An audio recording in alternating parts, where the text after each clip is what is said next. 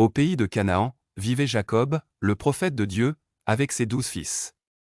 Jacob aimait beaucoup son fils Joseph, car il était le fils de sa femme bien-aimée Rachel, qu'il avait attendu de nombreuses années avant de l'avoir.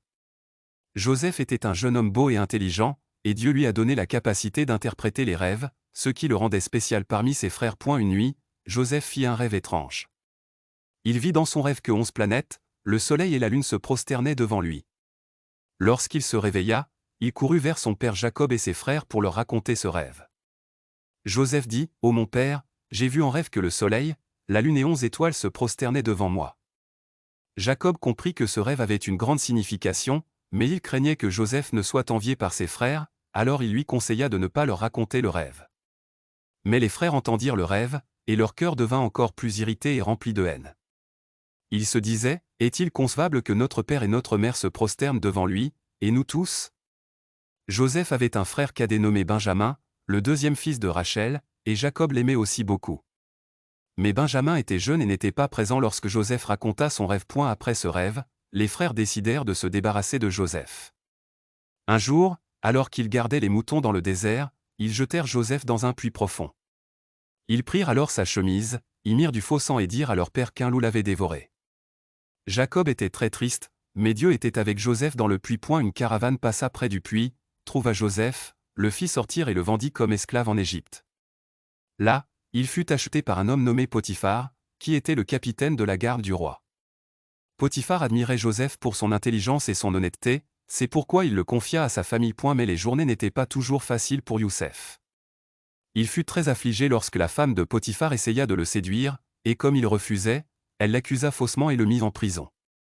Mais même en prison, Joseph a montré sa sagesse et sa capacité à interpréter les rêves.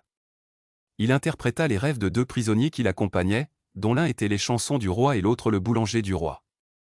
Son interprétation se réalisa, et les chansons du roi fut libéré et retourna au service du roi. Des années plus tard, le roi fit un rêve qui le maintint éveillé.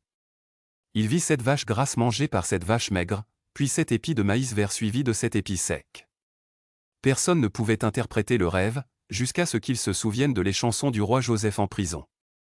Joseph fut amené devant le roi, qui lui interpréta le rêve et lui dit, « Il y aura cette année de prospérité, suivie de cette année de sécheresse.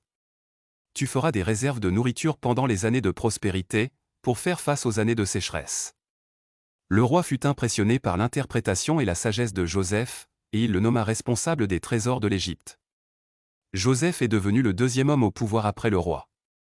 Lorsque les années de sécheresse arrivèrent, l'Égypte ne souffrit pas de faim grâce à la planification de Joseph. Pendant ce temps, la sécheresse s'était également abattue sur le pays de Canaan, et les frères de Joseph vinrent en Égypte pour acheter de la nourriture.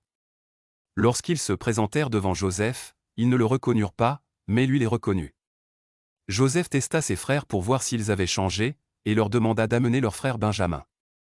Et quand ils l'eurent fait, Joseph se révéla et dit, « Je suis Joseph, votre frère. » Les frères pleurèrent de regret pour ce qu'ils avaient fait, mais Joseph leur dit, « Ne vous blâmez pas, Dieu m'a voulu ici pour vous sauver. » Il leur demanda alors d'amener leur père Jacob et sa famille en Égypte.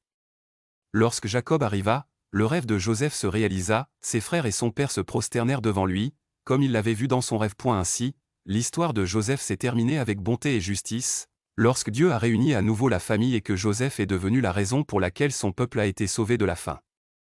L'histoire de Joseph nous enseigne que Dieu est capable de transformer les malheurs en bien, et que la patience et la foi sont les clés du salut.